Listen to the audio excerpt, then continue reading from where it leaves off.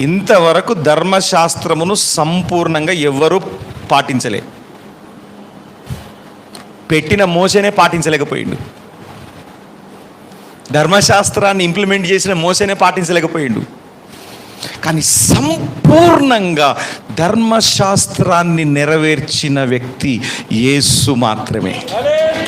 The only person. హల్లెలూయా.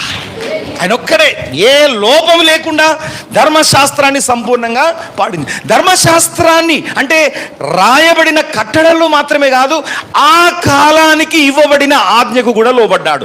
ఆ కాలానికి ఇవ్వబడిన ఆజ్ఞ ఎవరి ద్వారా ప్రకటింపబడింది? బాప్తిస్మమిచ్చు యోహాను ద్వారా ప్రకటింపబడింది. బాప్తిస్మం అనేది అంతకుముందు లేదు, ధర్మశాస్త్రంలో లేదు. ఏ ప్రవక్త కూడా బాప్తిస్మం ఇయ్యలే. కానీ బాప్తిస్మం ఇచ్చి యోహానుకు దేవుడు ఒక ప్రత్యేకమైన ఆజ్ఞనిచ్చి పంపినప్పుడు ఆ ఆజ్ఞకు కూడా యేసు ప్రభువు లోబడ్డాడు.